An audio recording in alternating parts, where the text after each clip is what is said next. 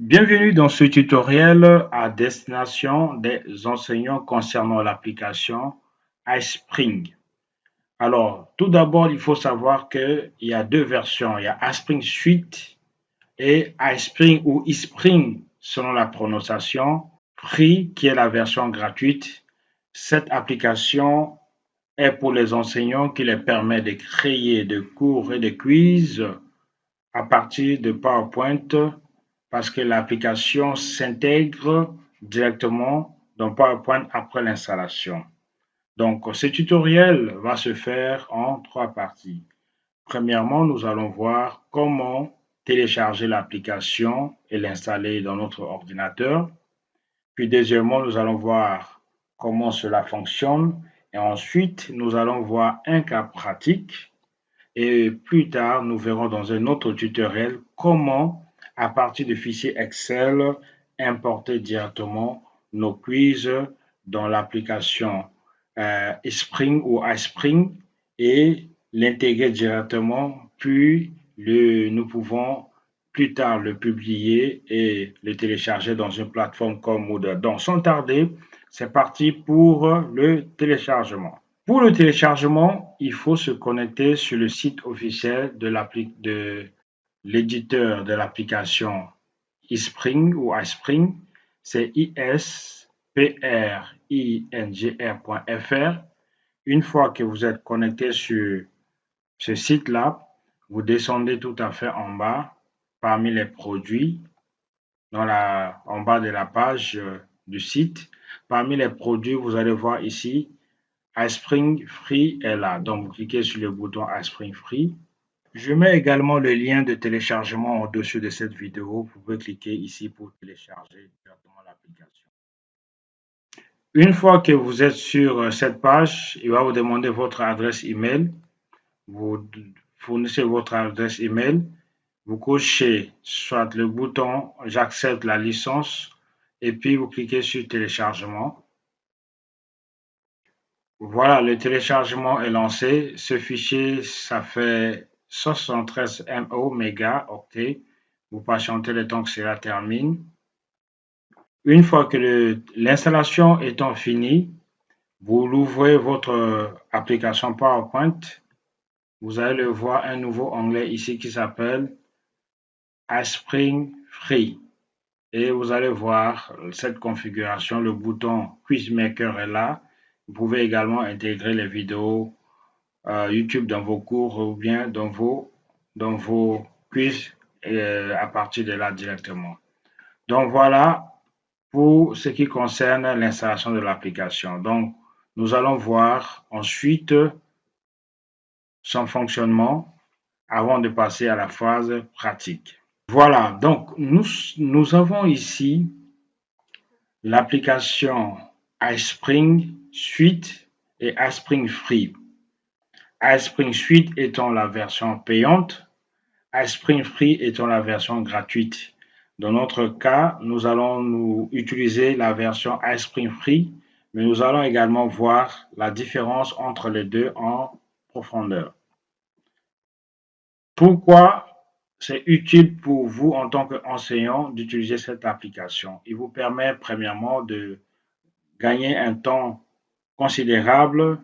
Vous n'avez pas besoin d'aucune compétence technique pour pouvoir créer des, des quiz, des évaluations pour évaluer vos étudiants. Il vous permet également de pouvoir assurer un suivi des résultats de vos étudiants et surtout de maintenir vos apprenants engagés lors de vos cours ou de votre formation. C'est quoi iSpring Free? iSpring Free est un logiciel de e-learning gratuit qui s'intègre directement à l'intérieur de Microsoft PowerPoint. Il permet de transformer vos cours ou vos diaporamas classiques en un cours numérique interactif. Puis, il vous permet également d'ajouter des quiz ou des évaluations directement à partir de PowerPoint. Les contenus créés peuvent être publiés au format HTML5 pour la consultation sur un ordinateur, une tablette ou un téléphone, ou au format SCORM afin d'être intégré dans une plateforme de formation LMS, Learning Management System, comme Moodle, Canva et tant d'autres. L'entreprise iSpring est un éditeur de logiciels e-learning basé en Alexandria, en Virginie, depuis plus de 20 ans d'expérience qui développe des solutions pour la formation et le développement des compétences en entreprise. Il faut retenir que le format HTML5 et également Scrum, c'est des formats dits responsifs. Responsif, cela veut dire que le même contenu peut s'adapter sur un ordinateur, sur une tablette, également sur un téléphone. Quelle est la différence entre iSpring Free et iSpring Suite? Avec la version gratuite, nous avons la possibilité sur 14 questions qu'avec 3 possibilités qui nous offrent. Et également, sachant que la version iSpring Suite coûte en moyenne 970 € par an, équivalent de 640 000 francs environ en CFA, qui est assez coûteux pour les petites écoles ou les moyennes entreprises. Mais pour les grandes écoles et universités, cela ne vaut rien parce que ça les permet d'avoir non seulement une application adaptée pour des contenus interactifs et avec beaucoup de fonctionnalités. Donc, la version payante vous permet également non seulement de créer avoir accès aux 14 différents types de quiz, mais également de pouvoir faire ce qu'on appelle des simulations de conversation, d'utiliser le type de questions qu'on appelle des glisser-déposer, également d'enregistrer vos cours, vos contenus comme je suis en train de le faire, et faire des narrations audio ou ce qu'on appelle des voix off, que ce soit dans le cours ou au travers de vos vidéos de cours. Également, vous allez avoir accès avec l'intelligence artificielle qui vous permet de créer des contenus de vos cours et vous rend la vie assez facile. Également, grâce à la version payante, vous pouvez avoir une assistance 24 heures sur 24. Mais dans notre cas, la version gratuite nous suffirait largement. Voilà, donc dans la fonctionnalité de toujours de iSpring Suite, que ce soit iSpring Free, le bouton Quiz Maker, ça sera notre outil de travail sur lequel nous allons beaucoup travailler. Ça sera celui-là que nous allons nous baser dessus pour travailler. Alors, la version free vous permet, comme je l'ai dit tantôt, c'est un outil qui est simple pour enrichir non seulement le contenu de cours, mais également d'évaluer les étudiants et les maintenir actifs à notre cours.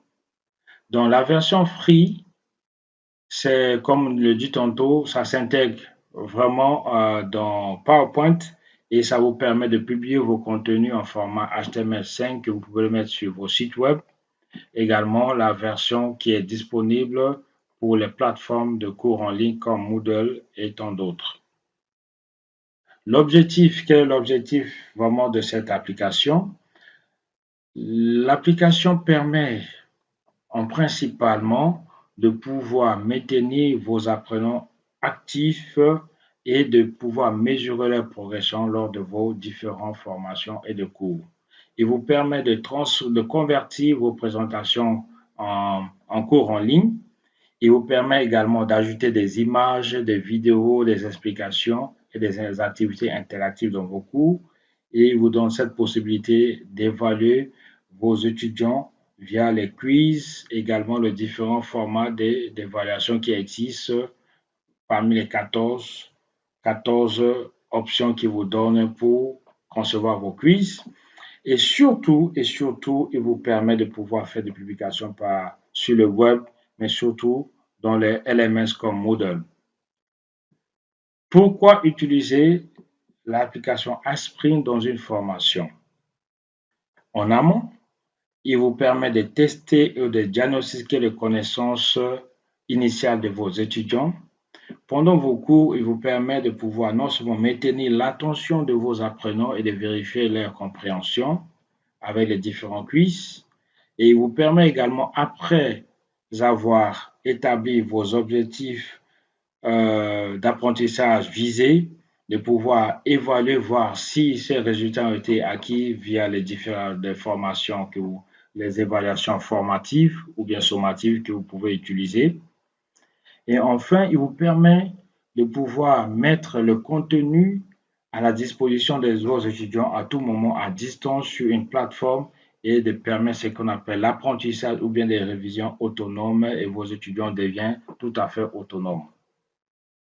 Les avantages concrets pour l'enseignant et l'étudiant, c'est la prise en main, en tout cas non seulement de l'application PowerPoint grâce au travers de cette application.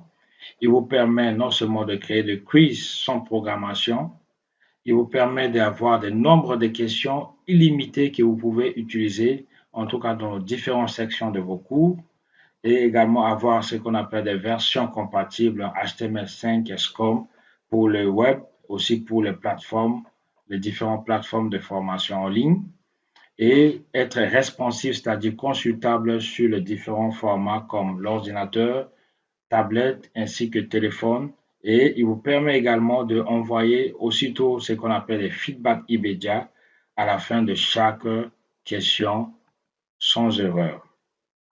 Dans le contexte de l'enseignement théologique, cela peut vous permettre également d'évaluer vos étudiants sur les différents livres, les structures de la Bible, de connaître les personnages bibliques et les événements bibliques, de pouvoir utiliser vraiment dans l'unité d'enseignement comme doctrine et théologie systématique, histoire de l'Église, hermétique exégèse, également les éthiques et applications pastorales. Avec cette dicton ou bien cette attention pour les enseignants que le but n'est pas seulement de mémoriser, mais aussi de comprendre, interpréter et appliquer. Alors, parmi les 3 formats que nous avons dans la version Aspring Free, nous avons 3 types de questions. Il y a des questions à choix unique avec une seule réponse que vous devez choisir parmi, l'étudiant doit valider dans cette question. L'objectif, c'est de vérifier une notion qui est précise dans ce type d'évaluation. L'évaluation au choix multiple, vous avez plusieurs bonnes réponses correctes que l'étudiant doit choisir. Et l'objectif pédagogique ici, c'est d'évaluer la capacité de l'apprenant à distinguer plusieurs éléments qui ont été maîtrisés dans le cours. Également, vous avez la version de questions à réponse courte. L'étudiant saisit un mot ou une expression ou un paragraphe. L'objectif ici, c'est de tester la mémorisation des termes clés dans vos cours. Voilà, donc si vous cliquez sur le bouton Quiz Maker, vous allez avoir accès également à ce bouton de questions qui vous donne l'accès à les 3 types de questions dont nous venons de parler. Voici un cas pratique. Évaluez un cours sur les 4 évangiles. Comment vous pouvez paramétrer votre quiz de cette manière? Dans le public ciblé, c'est les étudiants de première année et l'objectif, c'est de reconnaître les évangiles, leur auteur, leurs caractéristiques ainsi que le message central. Dans le paramétrage, il y aura 8 questions qui seront notées sur une durée de 10 minutes et les notes pour valider si vous utilisez le pourcentage ou bien la version note, l'étudiant doit avoir obtenu 70% pour pouvoir valider, pour attester qu'il a reçu cette évaluation. Sinon, une note de 12 sur 20 pour valider cette évaluation. Également, vous allez le paramétrer en 2 tentatives, c'est-à-dire que si l'étudiant n'a pas reçu le premier test, vous lui donnerez la possibilité de refaire le test, car l'objectif ici, c'est d'amener l'étudiant à pouvoir comprendre et progresser dans son apprentissage.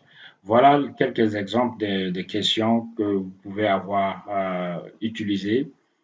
Alors ici, la question est la suivante. Quel évangile présente particulièrement Jésus comme le Messie énoncé dans l'Ancien Testament? Alors la bonne réponse ici, c'est Matthieu. Donc ça veut dire que ça sera une question à choix unique. Donc l'étudiant aura parmi ces différents types de questions en faire un seul choix et comme feedback, Vous pouvez paramétrer également dans votre configuration que Matthieu montre régulièrement que Jésus accomplit les prophéties messianiques de l'Ancien Testament. Quand il aura trouvé la bonne réponse, c'est aussi une façon de l'amener à réviser et à mémoriser son cours. Alors, voici un exemple pour les choix multiples. Quels livres font partie des évangiles synoptiques? Ici, nous avons Matthieu, Marc, Luc et Jean. Nous savons que c'est seulement le livre de Jean qui ne fait pas partie de l'évangile synoptique et l'étudiant doit pouvoir faire le choix. Voici un exemple pour une réponse courte. Qui a également écrit le livre des Actes des Apôtres? Et l'étudiant doit le saisir manuellement. Luc. Et dès qu'il aura choisi, automatiquement, s'il a les bonnes réponses, il y aura le feedback que vous allez paramétrer et il y aura sa note après avoir fini toutes les questions d'évaluation. Donc, voilà le processus qu'il faut suivre. Ouvrez votre PowerPoint, cliquez sur le bouton iSpring, comme c'est indiqué ici, et vous allez avoir accès au bouton QuizMaker. Vous cliquez sur QuizMaker et vous choisissez le type de questions pour configurer vos questions. Et après avoir fini cette phase, vous allez le publier. Donc, il est recommandé aussi que vous devez définir un objectif clair bien avant de commencer et rédiger les différents formats de vos questions, expliquer ou bien rédiger aussi vos feedbacks pour chaque bonne réponse que vous allez donner à vos étudiants. Vous pouvez aussi paramétrer des feedbacks pour les mauvaises réponses pour encourager l'étudiant à aller resuivre le cours et venir faire encore le test. Et vous les testez avant de publier. En conclusion, les étapes pour créer un cours ou un quiz avec iSpring: préparer le contenu dans PowerPoint de vos cours, vous l'intégrez dans PowerPoint, installer le module, ajouter un quiz avec le QuizMaker, enrichir vos cours avec l'interactivité et utiliser les IA pour accélérer la création de vos cours, que ce soit à travers iSpring ou d'autres IA comme ChatGPT. Cela peut vous aider aussi à créer rapidement vos questions et enfin vous le publiez en format HTML ou SCORM selon l'utilisation que vous allez en faire. Donc, ceci étant fini, c'est la phase théorique. Nous allons maintenant passer à la phase pratique sans tarder.